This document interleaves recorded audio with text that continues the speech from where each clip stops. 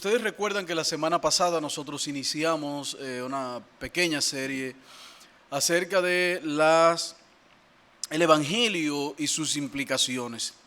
Y el primer punto que veíamos la semana pasada dentro de esta serie es la conversión como punto de partida. Y explicábamos qué significa la conversión, cuáles implicaciones tiene la conversión en nuestras vidas y partíamos del hecho de que nosotros continuamente estamos orando para que Dios utilice la circunstancia en la que estamos pasando y hablan del corazón de los hombres, pero lo cierto también es que para muchos estas circunstancias lo que han hecho es más bien endurecer sus corazones.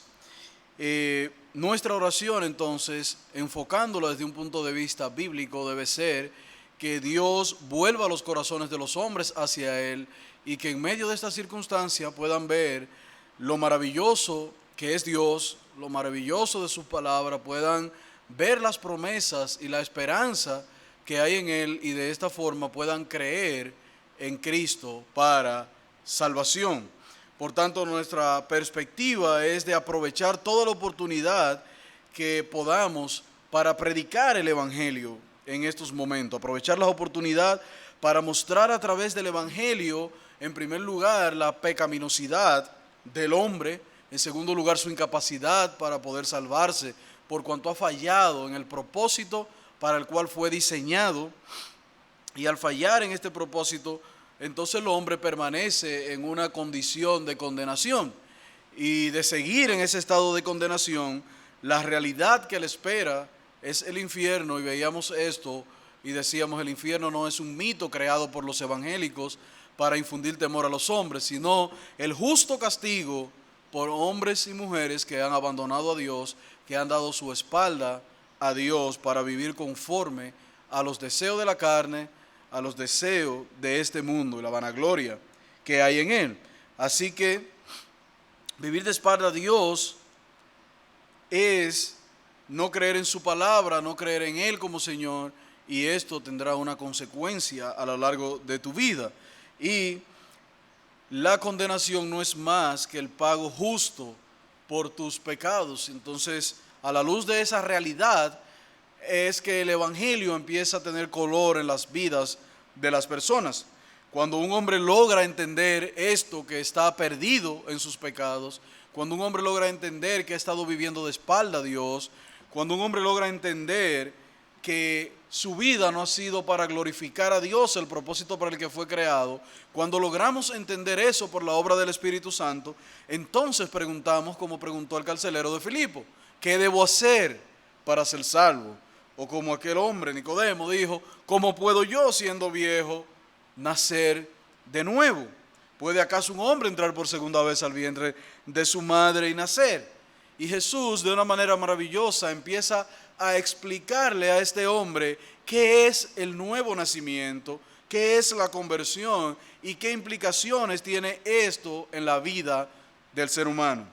Entonces finalizábamos diciendo la semana pasada, definiendo que la conversión es arrepentimiento, arrepentirme de la vida que estoy viviendo para volverme entonces a Dios. O sea que la conversión o el nuevo nacimiento es arrepentimiento por un lado y fe por el otro. Me arrepiento de cómo vivo para creer entonces en la justicia del Hijo de Dios.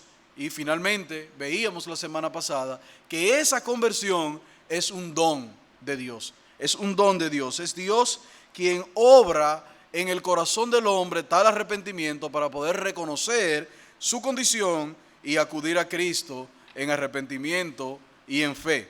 Entonces, a la luz de lo que vimos la semana pasada dentro de esta serie, el Evangelio y sus implicaciones, vemos que el punto de partida entonces es la conversión.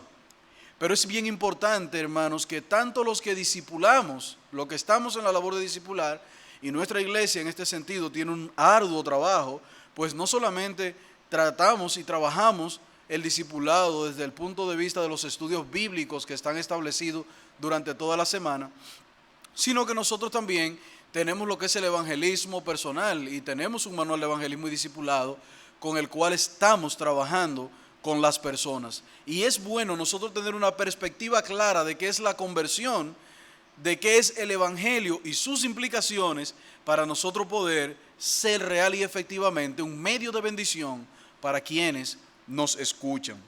De modo que en esta mañana lo que quiero concentrarme es en el tema, una comprensión más amplia del Evangelio, o comprendiendo el Evangelio, comprendiéndolo desde el punto de vista de aquellos que se convierten, que vienen a la fe, que es lo que vimos la semana pasada, y una comprensión del Evangelio de aquellos que discipulan, porque ambas cosas van a traer un fundamento sólido y bíblico a las vidas, a las almas de las personas. Así que me propongo en esta mañana dos propósitos fundamentales.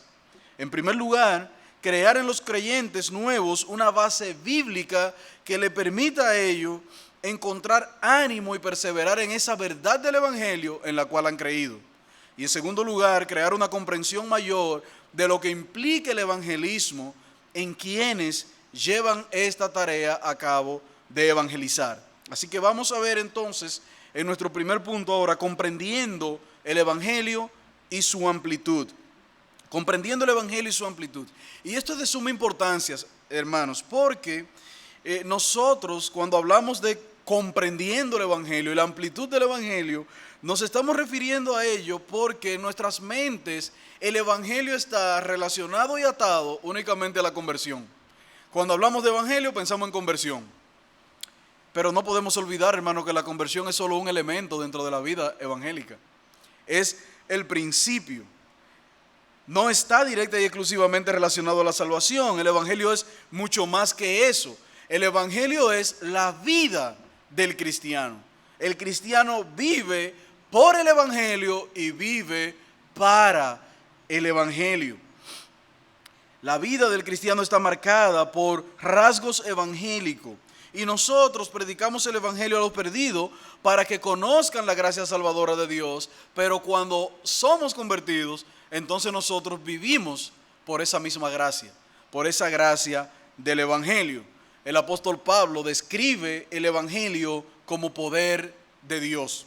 Y es importante, hermanos, nosotros debemos entender el concepto de lo que Pablo nos quiere enseñar aquí en Romanos capítulo 1, versículo 6. Pablo dice, el Evangelio es poder de Dios. Pero poder de Dios, ¿en qué sentido? Veamos, Romanos capítulo 1, verso 16. Dice el apóstol Pablo, Romanos capítulo 1, verso 16. Vamos allá, todos.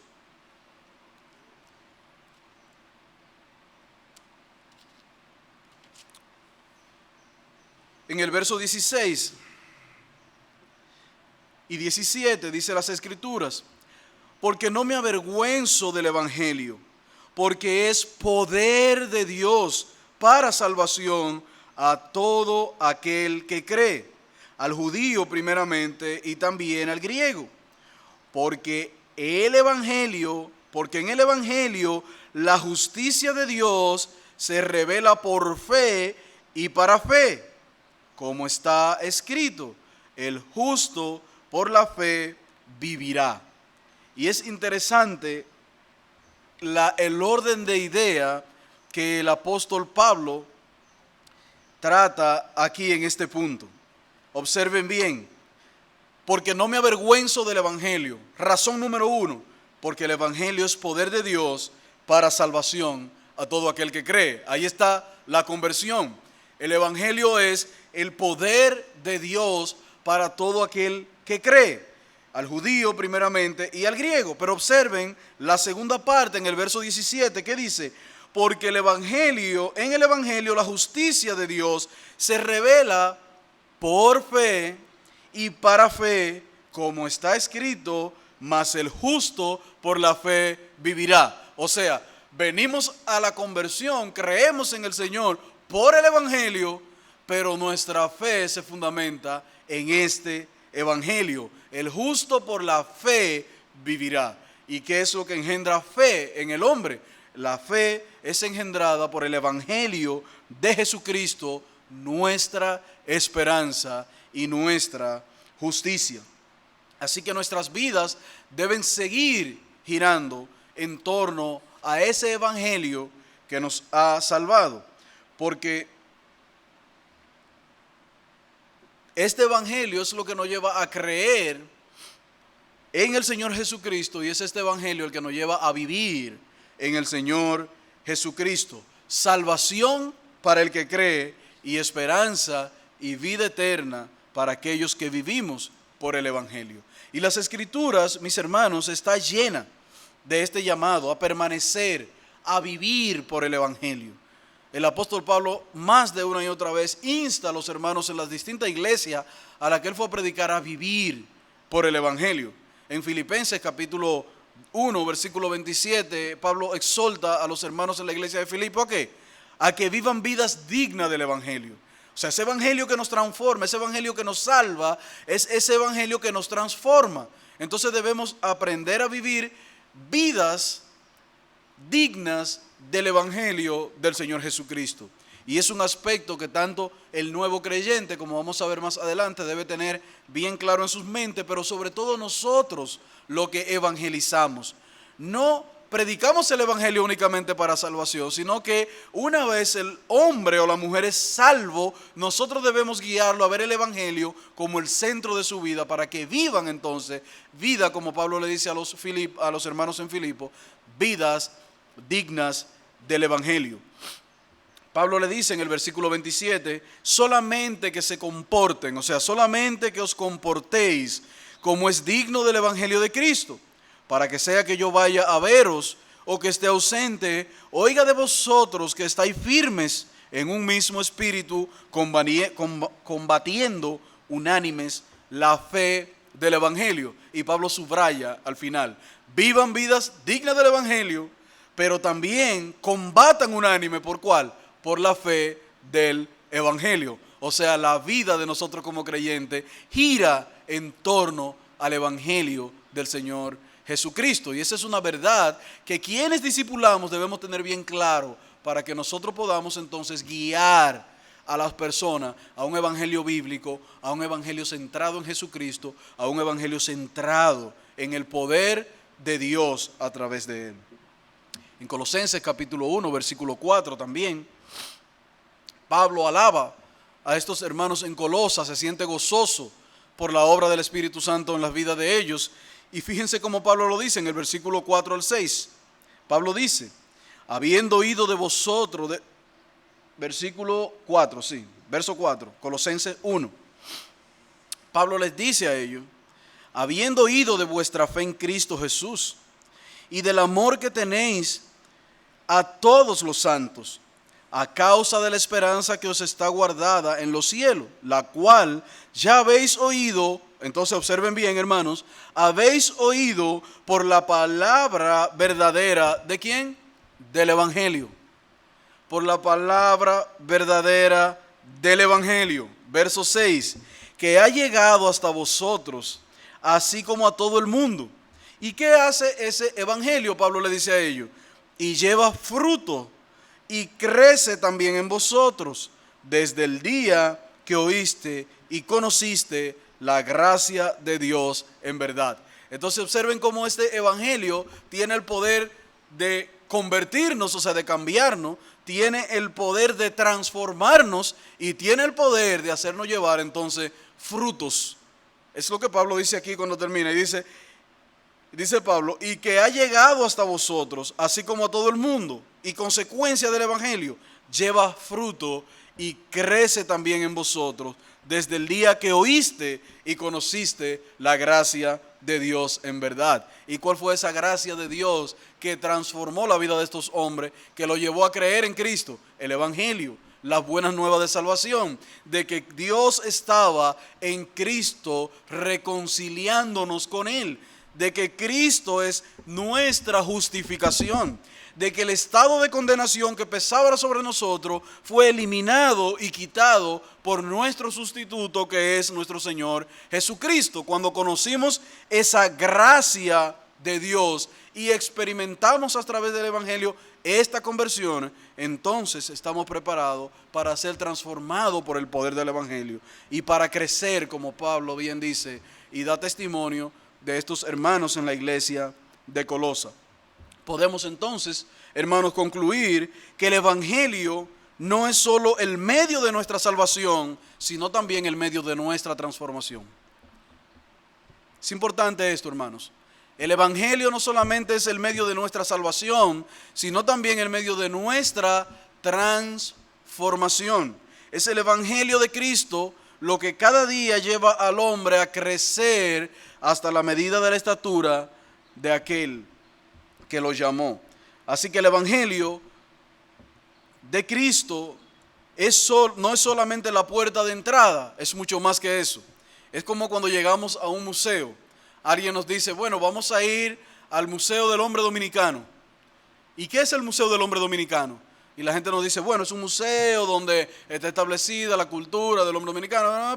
Nos dan una idea y decimos, oh, ok, estamos en la puerta del museo, llegamos y sabemos dónde está el museo, pero no conocemos todo lo que está dentro. Así es el Evangelio. La conversión es la puerta de entrada a ese gran museo que iremos conociendo poco a poco en la medida que nos adentramos en él. Bien dice un autor, refiriéndose al poder transformador del Evangelio, él dice, el Evangelio no es simplemente la liberación del castigo por el pecado, sino la liberación del poder del pecado. O sea, no solamente somos librados del castigo que merecíamos por el pecado, sino que somos librados del poder del pecado sobre nuestras vidas. Por eso Pablo dice que el pecado ya no tendrá dominio sobre él. ¿Por qué? Porque el poder del Evangelio que ha llegado a nosotros nos ha transformado y nos ha libertado no solamente del castigo por el pecado, sino también nos ha libertado del poder del pecado. Sigue diciendo este autor, el Evangelio es lo que nos reconcilia con Dios y también nos da la libertad de deleitarnos en Dios. Y termina diciendo este autor, el Evangelio cambia todo en la vida del hombre.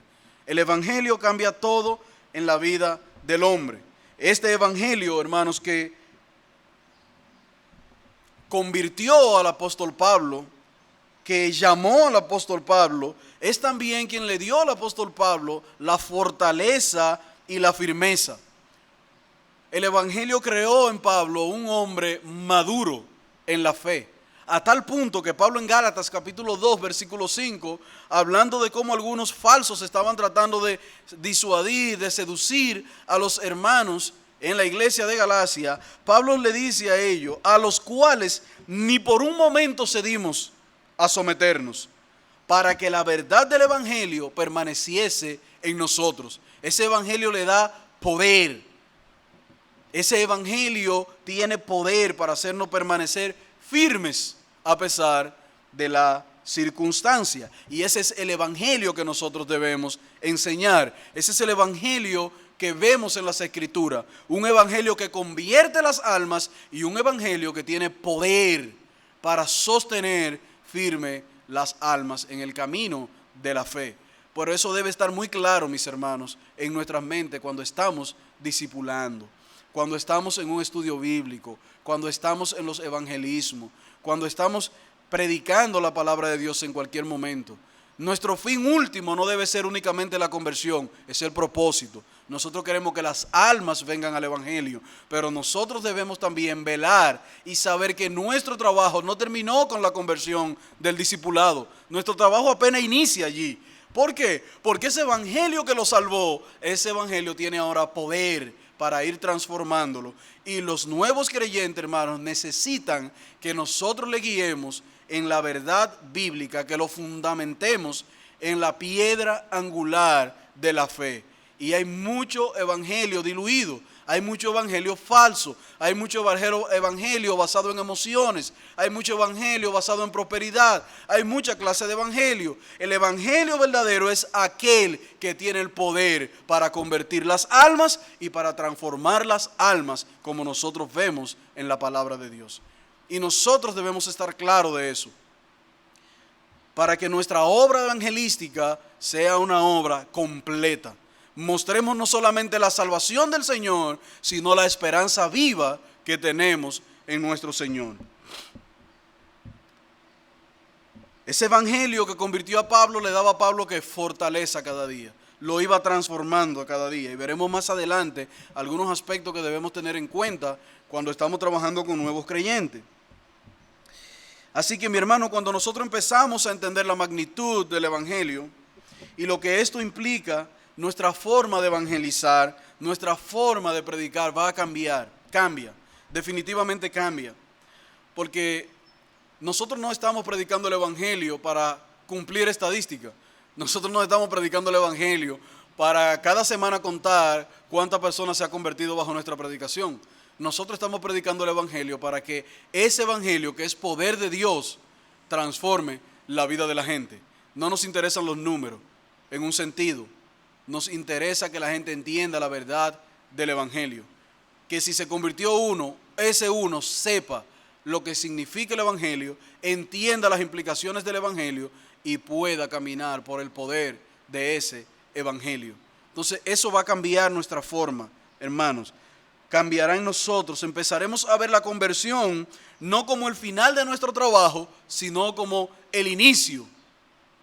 O como un punto en medio de nuestro trabajo en el que debemos seguir perseverando para nutrir una fe bíblica en aquellos a quienes estamos evangelizando. No es el fin de nuestro trabajo, es el principio de una vida que será transformada por el poder del Evangelio cada día. Así que la conversión es el punto de partida en la vida cristiana. Es, pudiéramos decir, como la fecha, el AC y el DC, el antes de Cristo y el después de Cristo. El Evangelio marca eso en nuestras vidas. Entonces, cuando nosotros tenemos personas que estamos evangelizando y discipulando y por la gracia del Señor vienen a la conversión, nosotros nos alegramos y qué bueno. Estamos trabajando y orando para que Dios convierta las almas. Pero mis hermanos, a partir de allí tenemos todavía un arduo trabajo, porque debemos seguir fomentando en esas personas nuevos creyentes, una fe nutrida, una fe fuerte, para que su fe en el Evangelio, en Cristo, les ayude a caminar con una esperanza viva, como bien dice el apóstol Pedro, una esperanza viva. Y le digo esto, hermanos, tal vez muchos pensarán, bueno, pero se supone que eso es lo que hacemos. Sí, pero nosotros no podemos partir de suposiciones o presuposición. Tenemos que partir de la verdad del Evangelio. Y esto es importante, hermano, es importantísimo tener una visión correcta de qué es el Evangelio. Yo me entristecía bastante en estos días escuchando en un programa de televisión que hablaban dos personas que eran creyentes y hablaban de la conversión. Y qué triste es ver cuando la gente tiene un evangelio diluido, distorsionado, un evangelio no bíblico. Eran dos chicas que estaban hablando y una le decía a la otra que las enseñanzas que el Señor Jesús deja cuando resucita a Lázaro, lo comparaba con la conversión. Ellas comparaban la conversión del hombre con la resurrección de Lázaro. Y esta joven decía que cuando el hombre viene a la vida por el llamamiento, por la conversión, no viene completamente libre. Y esto me llamó la atención. Y yo decía, ¿cómo que no viene completamente libre? Ella decía, no.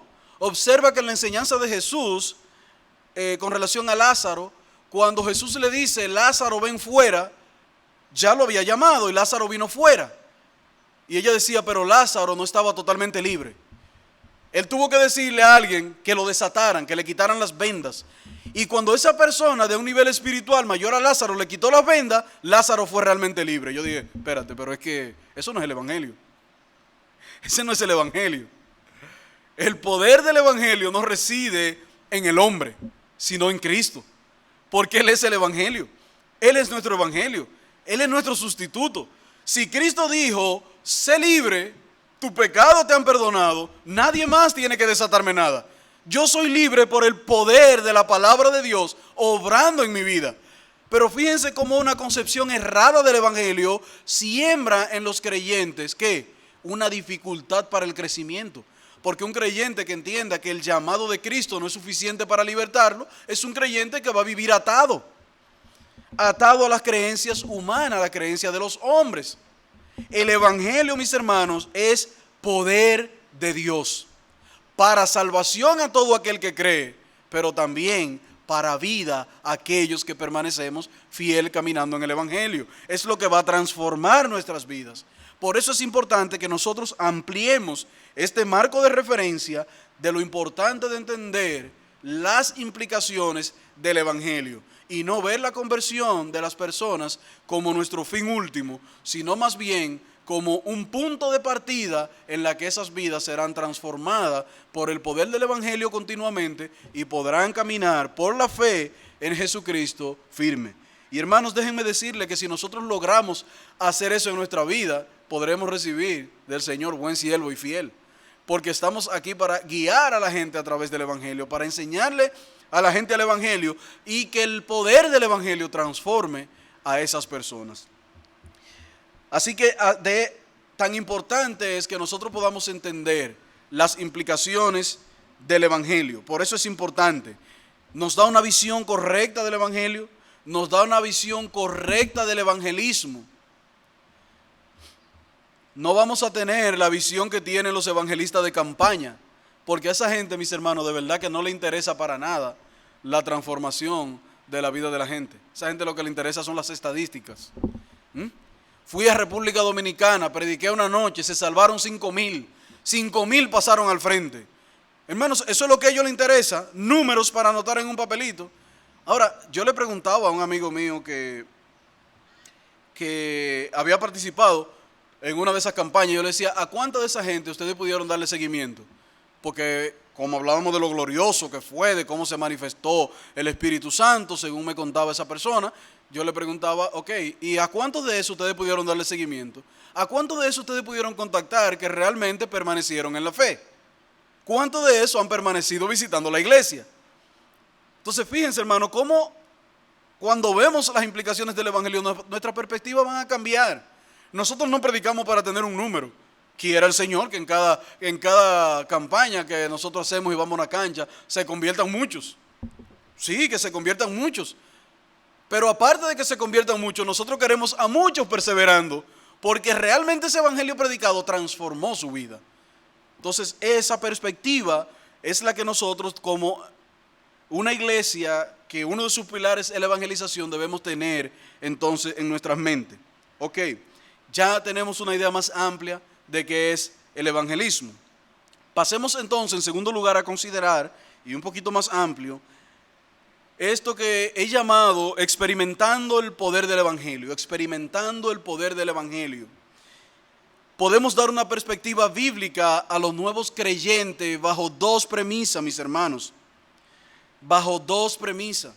Todas las personas que entregan su vida a Cristo deben entender dos cosas que son fundamentales y nosotros debemos guiarlo en ese proceso.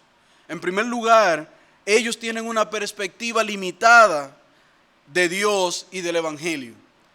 No llegamos al Evangelio sabiéndolo todo, no importa lo profesional que tú seas, no importa lo estudioso que tú seas. No. Si de una cosa estoy seguro es que en la vida cristiana, en la vida evangélica, nunca vamos a dejar de aprender. Siempre seguiremos aprendiendo. Nunca sabremos lo suficiente. Todavía llegaremos al cielo y nos asombraremos de las cosas que seguiremos viendo y aprendiendo allí. Así que la vida cristiana es una vida de crecimiento continuo, tanto en el conocimiento como en la transformación de nuestra vida, lo que llamamos la santificación. Siempre habrá en nosotros áreas que debemos trabajar y en la cual debemos crecer. Y esto es importante porque muchas veces nosotros ponemos un peso en los hombros de los nuevos creyentes que no es necesario. Le ponemos un peso basado en lo que nosotros conocemos, pero que todavía ellos no comprenden. Entonces debemos partir del hecho de que los nuevos creyentes tienen una percepción limitada de Dios y del Evangelio. La percepción que ellos tienen hasta ahora es de que han pecado contra Dios, han herido a ese Dios que lo creó, no están viviendo acorde a ese Dios, han comprendido su pecado, pero no la magnitud de su pecado. ¿Me doy a entender? Hermanos, si hoy, después de 5, 10, 15 años en el Evangelio, tú no te sientes más pecador que el día que te convertiste, entonces tú no estás entendiendo el Evangelio. No estás entendiendo el Evangelio. Porque ¿qué es el Evangelio? Mientras más conozco la santidad de Dios, más me doy cuenta de la magnitud de mi pecado. Mientras más conozco a Dios, más conozco mi debilidad. Y más alabo y exalto la obra de Cristo a favor nuestro, porque me doy cuenta que grande era mi pecado y que solo Cristo podía pagar el precio de mi pecado. O sea, cuando venimos al Evangelio tenemos una percepción limitada de Dios, tenemos un conocimiento limitado, y en la medida en que nosotros vamos creciendo en el conocimiento de Dios, nosotros vamos viendo a Dios más grande y nosotros nos vamos viendo más pequeños. Entonces, a veces nosotros cuando evangelizamos y tenemos nuevos creyentes, queremos tratar a esos creyentes conforme al conocimiento que nosotros tenemos. No partimos del conocimiento limitado que ellos tienen. Y es un problema porque entonces cargamos mucho los hombros de estas personas. Cargamos mucho los hombros de esta persona. En la conversión, el nuevo creyente empieza a dar sus primeros pasos. De ahí que es indispensable que nosotros podamos crear en ello algunos hábitos que han de ayudarlo a crecer y a comprender muchas cosas.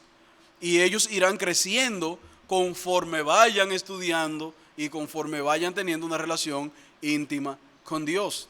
Pero debemos llevarlo como a los niños. Usted no le da un mangú a un niño recién nacido. Ni siquiera una crema de habichuela a un niño recién nacido. ¿Qué se le da a un recién nacido?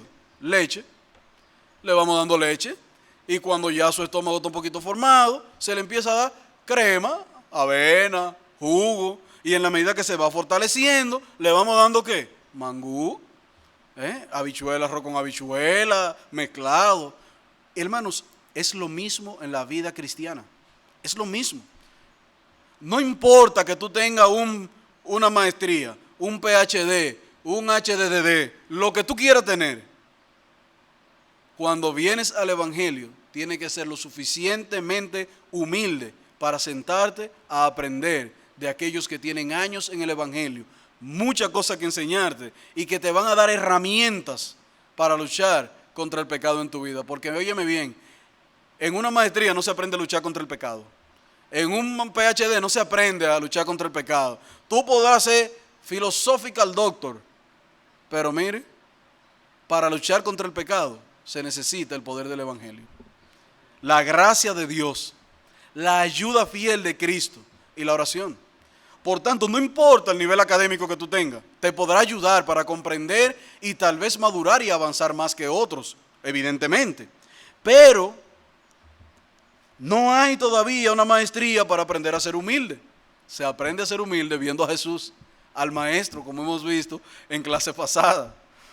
Entonces, nosotros empezamos a experimentar ese poder del Evangelio y ayudamos a ellos a entender ese poder del Evangelio cuando entendemos la etapa de su conversión en la que están.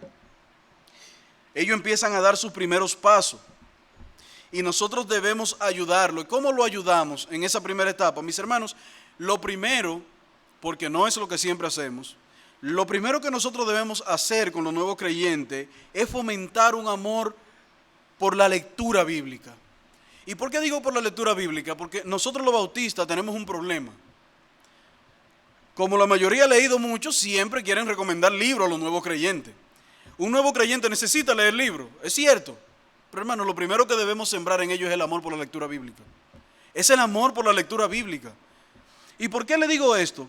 La palabra de Jesús en Juan capítulo 5, versículo 39, creo que tienen algunas cosas que enseñarnos en este sentido que son muy importantes, que la tenga clara el nuevo creyente, pero también el que está evangelizando. Y siempre voy haciendo el paralelismo, hermanos. Recuérdense que tengo dos propósitos a través de todo este estudio o de la serie.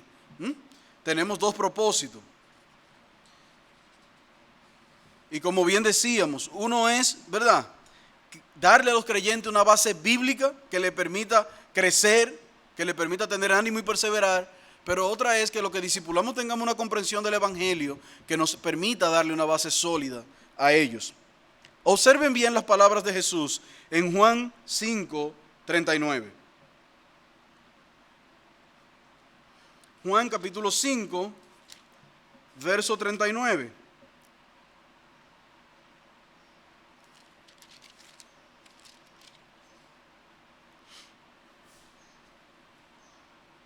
Dice el Señor Jesucristo allí: escudriñad las Escrituras, porque a vosotros parece que en ellas tenéis la vida eterna, y ellas son las que dan testimonio de mí. Qué interesante esto, muy interesante. Antes de sugerir cualquier libro, los que estamos en la labor de evangelizar y los que estamos en los estudios bíblicos debemos promover un amor a la lectura bíblica. Y este texto del Señor nos da dos razones muy básicas. Primero, Él dice, escudriñad las Escrituras. El término en el original de esta palabra implica o da la idea de inquirir, investigar, buscar, mirar adentro. Pero esta palabra buscar, que está contenida dentro de escudriñar, no es la palabra de buscar algo a simple vista. Es como cuando usted está buscando una pequeñita perla dentro de un establo donde hay caballo. Y usted va a buscar con detenimiento todas las cosas. O vamos a ponerlo en un lenguaje de nosotros que entendamos en estos momentos de crisis. Se le perdieron una papeleta de 2,000 pesos en la casa y son lo que usted tiene. ¿Cómo usted la va a buscar? ¿Usted va a buscar esa papeleta con los ojos nada más de qué? No, usted volteará la zapatera, todos los bolsillos de los pantalones, usted buscará donde sea, hasta en la nevera, por si acaso fue a buscar un vaso de agua y lo dejó pegado en la puerta. Hermanos, esa impresión de usted buscar esos 2,000 pesos que lo necesita, que es lo único que tiene en su casa y que no lo encuentra, nos da la idea de buscar con ahínco, de buscar con prestancia, de buscar con la necesidad de encontrar. Eso es lo que implica la palabra escudriñad las Escrituras. Es buscar con la determinada idea de encontrar algo allí. Me salió el Zul ahí con algo. Es con la idea de usted buscar algo ahí adentro. Usted quiere encontrar, entonces usted va a ser ¿qué? Diligente en la forma de buscar. Y el texto dice, escudriñad las Escrituras. En otras palabras, investiga, busca, mira adentro de las Escrituras, porque dentro de ella hallarás la vida. Oigan bien, dentro de ella hallarás la vida. Entonces no hablamos de buscar o mirar de manera superficial, sino como quien busca esa perlita, esos 2,000 pesos dentro de la casa, que lo necesito. Voy a buscar con determinación. Aunque en el contexto que Jesús deja esta palabra, habían personas que aún no habían entregado su vida al Señor, lo cierto es que para creer hay que mirar a las Escrituras. Hay que mirar adentro de las Escrituras. Es un manantial. Las Escrituras es como ese manantial de agua fresca para un hombre que está cansado. Es ese manantial de agua que quita la sed. Es ese gimnasio donde nuestra fe es fortalecida. Por eso el Señor dice, escudriñen las Escrituras. Y nosotros debemos guiar a los nuevos creyentes a escudriñar, a desarrollar un amor por la lectura. En primer lugar, porque allí hay vida. Y en segundo lugar, el texto nos dice, porque ellas son las que dan testimonio de mí. O sea, el Señor está diciendo, lo que está ahí revelado, eso que ustedes tienen ahí, da testimonio de mí. O sea, si quieren conocerme, vayan allí. Esa es la biografía de mi vida. Entonces nosotros debemos fomentar un amor bíblico por la lectura, porque la lectura de las Escrituras le darán al creyente una base sólida del poder del Evangelio que hay allí, pero también le mostrarán a ellos quién es el Señor Jesucristo, quién es Dios, irán comprendiendo su obra e irán creciendo en el Evangelio. Y nosotros podemos decir, como Pablo le dijo a los hermanos en Colosas, qué gozo me da saber que ustedes están creciendo y que permanecen firmes en la verdad del Evangelio. Entonces son las Escrituras, mis hermanos, las que promueven un testimonio fiel del Señor y del Señor Jesucristo. Allí podemos conocer y ver la obra del Padre, la obra de su Hijo, y nada, hermano, es más fiable que el conocimiento que obtenemos de Dios revelado por Dios mismo en su palabra. Entonces debemos fomentar, mis hermanos, ese amor por la lectura bíblica. Y a los nuevos creyentes, que tenemos algunos en nuestra clase y muchos cuando reanudemos van a iniciar la confesión de fe. Lo que necesitas para crecer en primer lugar es desarrollar ese amor por leer la Biblia. Yo recuerdo que uno de los testimonios que el pastor Guzmán daba aquí en la iglesia es que cuando él se convirtió, él creo que fue una semana, que dijo que en una semana se leyó el Nuevo Testamento entero. En una semana se leyó el Nuevo Testamento entero. O sea, él estaba tan deseoso, y es lo que ha pasado con muchos. Recuerdo el testimonio público de él, pero recuerdo también oyendo en una ocasión el programa A Través de la Biblia de J. Vernon McGee, un programa viejísimo de muchos años, muy bueno, que él decía que cada año él leía la Biblia entera y lo hizo por 10 años para familiarizarse con las Escrituras. Para familiarizarse, hermano. Qué lejos estamos nosotros de ahí.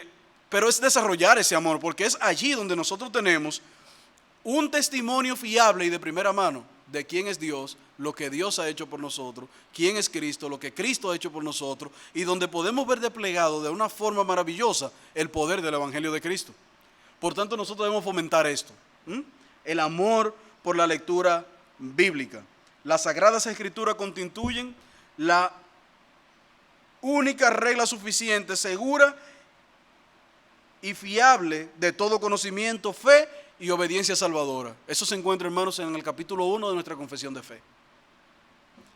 Capítulo 1, verso 1 de la confesión de fe.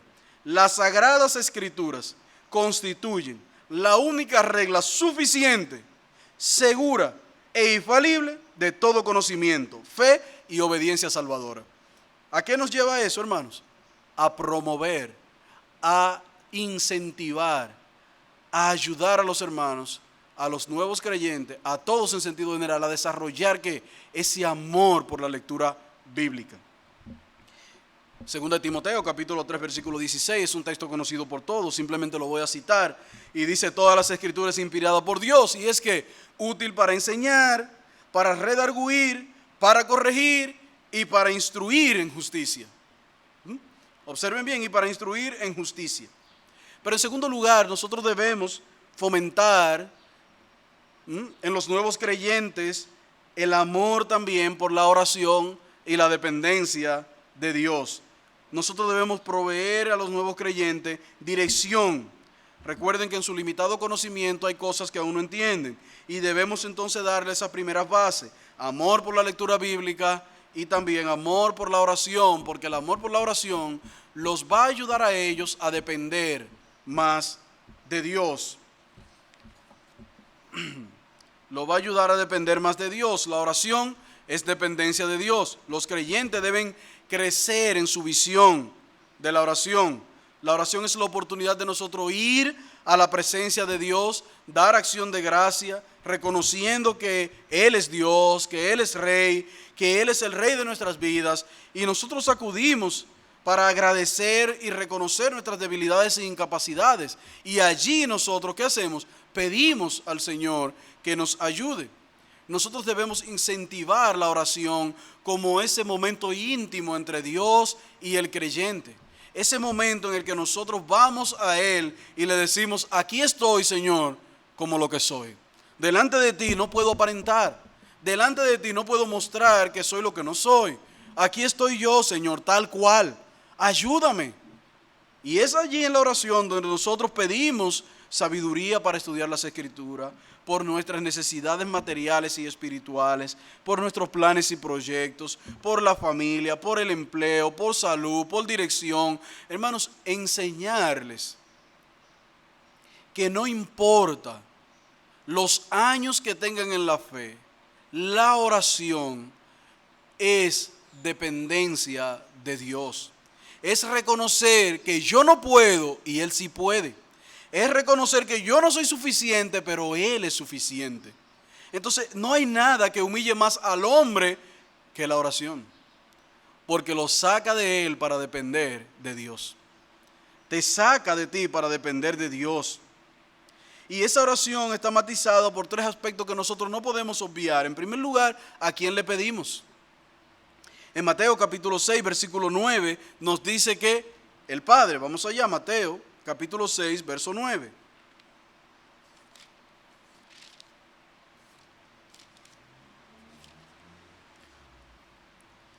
Dice el texto: vosotros pues oraréis así: Padre nuestro que estás en los cielos, santificado sea tu nombre. Observen que se le ora al Padre. Esto implica que nosotros nos acercamos a Él con respeto.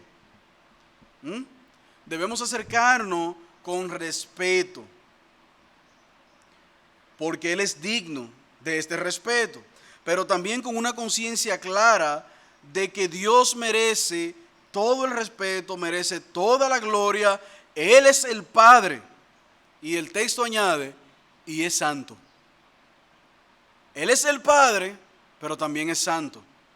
Entonces, cuando nos acercamos a la oración y guiamos a los nuevos creyentes a ir en oración, debemos enseñarle a ellos delante de quién estarán orando. Porque muchas veces las oraciones lo que parecen es un concierto de relajo. La gente se siente con tanta confianza de entrar a Dios que se olvida que Él es santo.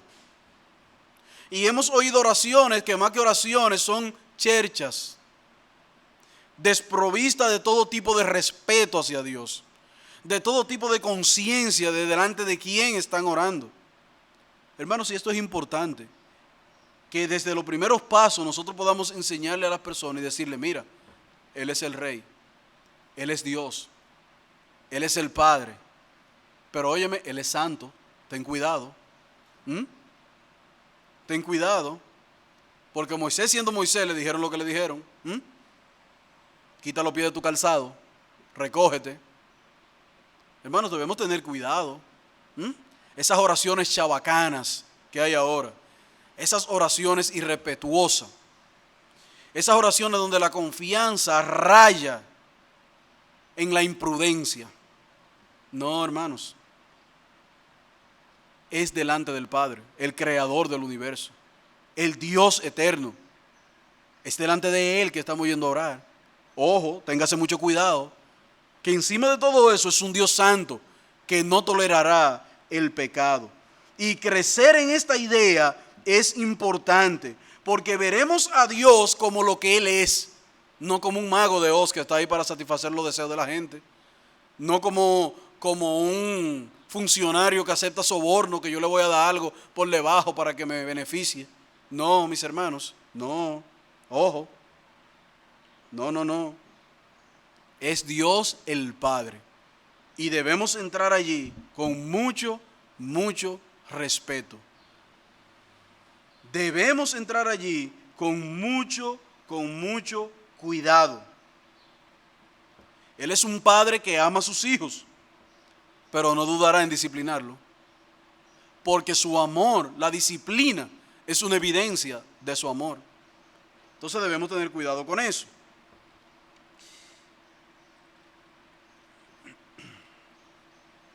Por lo tanto, como un padre que ama a sus hijos, Él nos dará lo que nosotros necesitemos.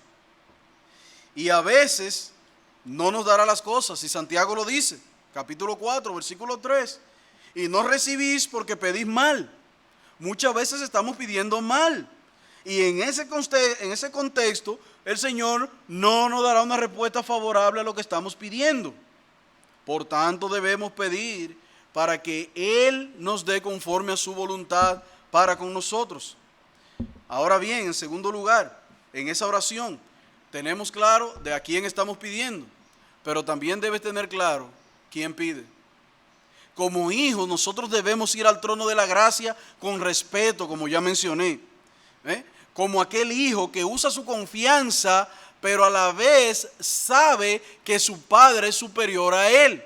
Por tanto, como voy a pedir a aquel que es superior a mí y que es mi Padre, voy con la confianza de que puedo entrar delante de su trono, delante de su gracia, pero con una conciencia clara del respeto, el temor y el amor que siento por ese Padre. Es la confianza de un hijo con un padre. Eso hace de la oración un momento especial, un momento reverente, un momento muy importante, que debe estar lleno de solemnidad.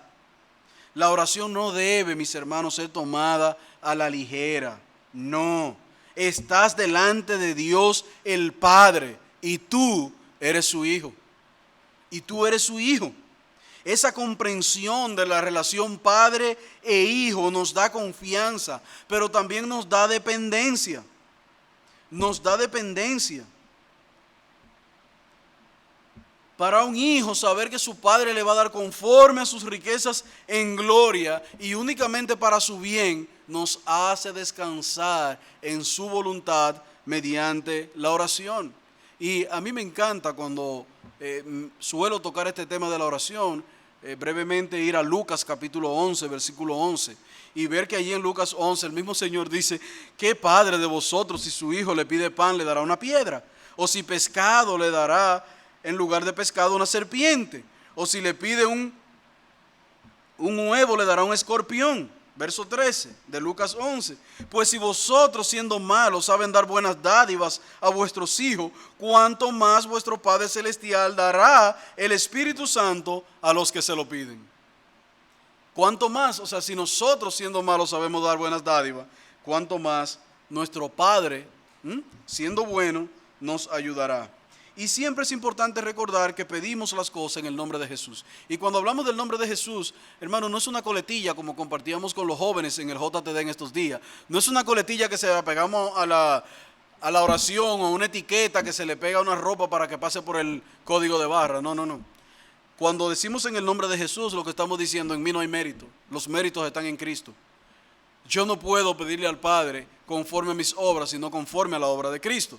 Entonces, esta conciencia de que estoy pidiendo al Padre, de que yo soy su hijo y de que lo estoy haciendo en nombre de Jesús, da a nuestra oración ese sentido, entonces, de dependencia total en el Señor. Ese sentido de dependencia y de pedir en el nombre del Padre lo podemos ver en otro texto, como Juan 15, 16. No lo vamos a leer, pero los que llevan nota lo pueden anotar. Juan capítulo 14, versículos 13 y 14. Y Juan 16, versículo 24. Todos estos textos con frecuencia enseñan acerca de la importancia de pedir al Padre en el nombre de Jesús. De ahí que, lejos de ser un cliché para muchos, debe ser una conciencia clara, debe hacerse con una conciencia clara de que yo estoy pidiendo al Padre en los méritos de Jesucristo, mi Señor y mi Salvador, quien es su Hijo. En segundo, entonces, y último lugar, de los dos, recuerden que cuando comenzamos dijimos, vamos a verlo desde dos perspectivas. Ya vimos la primera, el conocimiento limitado que tienen los nuevos creyentes y cómo nosotros debemos guiarlo a través de ese conocimiento. Y entonces vimos dentro de ello ese amor por la lectura, esa dependencia de Dios en la oración y esos tres elementos básicos que tiene la oración para guiarnos en ella delante del Señor. Veamos entonces el segundo y último lugar de la perspectiva. El Evangelio implica una nueva familia para los creyentes. Y yo he titulado este subtítulo como Congregándonos para lo mejor.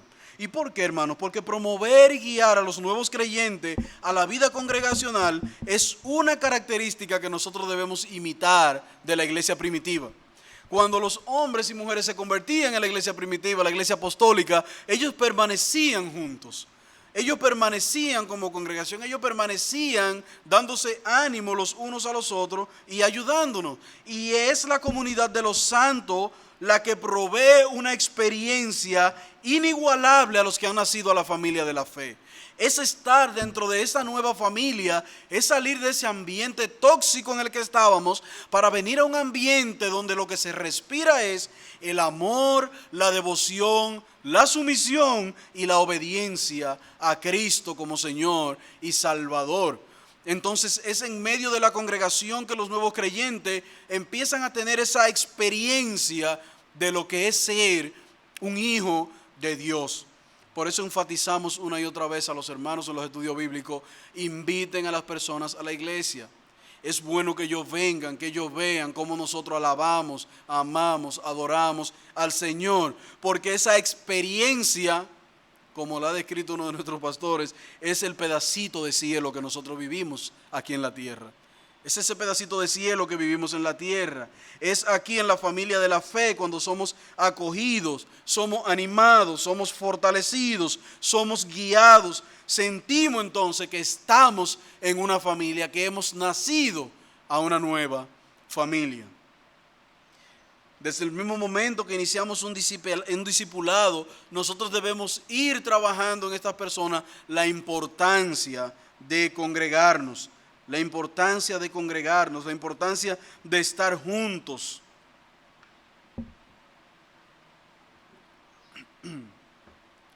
Un pastor comenta acerca de la importancia de los nuevos creyentes estar congregados lo siguiente.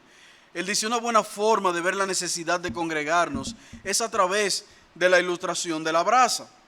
Y él dice: si usted observa las brasas cuando son colocadas una encima de la otra en una hoguera, usted se dará cuenta que ellas arden mientras están juntas, pero tienden a apagarse tan pronto usted las separa una de la otra. De esa misma manera, el cristiano, cuando pertenece al cuerpo de Cristo, tiende a crecer. Tiene un lugar donde puede alimentar su fe, donde otros pueden apoyarle cuando están en debilidad. Y él puede apoyarse en otro cuando esos otros también están en debilidad. Pero cuando él deja de congregarse, de esa misma manera tiende a mermar su fe, su pasión, su deseo y su búsqueda de Dios.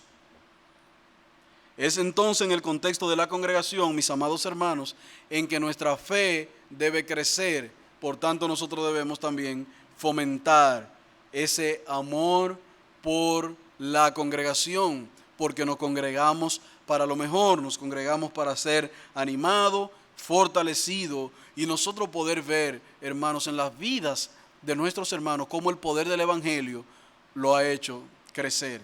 No hay una cosa que anima más al creyente que cuando está pasando por una situación, conoce y oye las palabras de otro hermano que también ha pasado por allí y ver cómo la palabra de Dios, cómo el Evangelio tiene poder para animarlo, fortalecerlo, y eso anima la vida de nosotros a permanecer firmes porque sabemos que Dios es fiel y que así como ayudó a nuestro hermano, también nos ayudará a nosotros. Es en la vida congregacional que nosotros tenemos esa experiencia, ese sentimiento de ser apoyados por hombres y mujeres que han nacido del poder transformador del Evangelio, que son transformados por el poder del Evangelio y que van creciendo cada día precisamente porque viven una vida centrada en el Evangelio. Es en este contexto de la congregación que nosotros vemos las primeras bellezas de vivir en el Evangelio y empezamos entonces a experimentar esos sentimientos de la nueva vida. En Hechos capítulo 2, versículo 41 nos dice: así que los que recibieron su palabra fueron bautizados y se añadieron aquel día como 3,000 personas. Y observen cuál era la conducta de esas personas que se habían convertido. Perseveraban unánimes en la doctrina de los apóstoles, en la comunión los unos con los otros, en el partimiento del pan y en las oraciones. Entonces, hermanos, ese es el ejemplo de la iglesia primitiva y que ya vimos en uno de los mensajes anteriores cuando hablábamos de servir. Entonces, aquí, ¿qué es lo que vemos, hermanos? Una comunidad de creyentes, guiado por otros creyentes. ¿Para qué? Para crecer en la fe del Evangelio.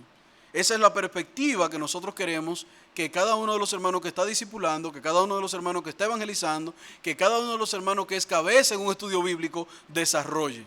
Nuestro propósito es mostrar el Evangelio para que la gente al ver el Evangelio reconozca su pecaminosidad, la gracia de Dios, acuda a Él en arrepentimiento y fe, pero también mostrarle que ese Evangelio tiene poder para transformar su vida de día en día. Entonces perseveraban, observen, en la doctrina de los apóstoles, crecían en la comunión con los santos y en el compañerismo los unos con los otros. Finalmente podemos concluir con 4 principios básicos, mis hermanos. El Evangelio es mucho más. El Evangelio es mucho más que la conversión, es un estilo de vida para los creyentes. Vivimos por lo que creemos. Y creemos que Jesús, el Señor, nos dará, que Dios nos dará con Jesús todas las cosas. Y nosotros caminamos abrazados a esa promesa en el poder del Evangelio. Que la conversión es un punto de partida en la vida, que necesita del poder del Evangelio para seguir creciendo. En tercer lugar, el Evangelio no es solamente el medio de nuestra salvación, sino el medio de nuestra transformación. El Evangelio no es solamente la puerta de entrada. Es mucho más que eso. El Evangelio es la vida del creyente. Estamos llamados a vivir vidas cristocéntricas, vidas evangélicas, movidas por las verdades y principios del Evangelio. ¿Recuerdan a Pablo? Solamente compórtense como es digno del Evangelio. Y en cuarto lugar, hermanos, y último de estas breves aplicaciones, de ahí que congregarse para nosotros es importante. Animar los hermanos, los nuevos creyentes, los jóvenes en los evangelismos, en los grupos, a congregarse, a la congregación, a la lectura de las Escrituras, a la oración. ¿Saben por qué, hermanos? Porque todo ello habla de cómo estamos nosotros viviendo el Evangelio.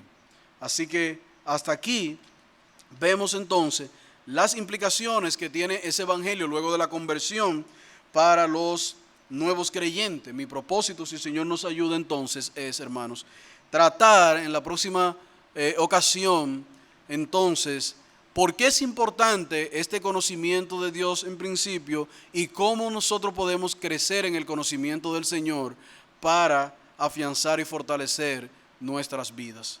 Así que oremos al Señor que anime a los nuevos creyentes en medio nuestro a caminar conforme a estas verdades, pero también que transforme la visión de aquellos que estamos continuamente evangelizando y podamos ver la amplitud y las implicaciones que tiene el Evangelio para nuestras vidas. Oremos. Señor, te damos las gracias porque tú nos concedes escudriñar estas maravillosas verdades. Oh Señor, fortalece la vida de los nuevos creyentes en medio nuestro. Bendíceles, Señor, guíale. Ayúdanos a nosotros a ser útiles para que le demos a ellos tu palabra como ancla firme de fe. Ayúdanos a hacer nuestro trabajo, Señor. Prepara nuestros corazones y ayúdanos a ser guías fieles. Que podamos escuchar al final de nuestra vida, buen siervo fiel. Porque nosotros nos hemos envalentonado en no caminar como el mundo camina, sino en darle la preciosa perla del Evangelio en las manos de aquellos que han confiado y creído en ti, Señor. Haz una obra grande de salvación en medio nuestro. Aviva nuestras manos para evangelizar. Aviva nuestros corazones, Señor, para predicar tu palabra. Y ayúdanos a hacerlo fiel y diligentemente. En el nombre de Jesús. Amén.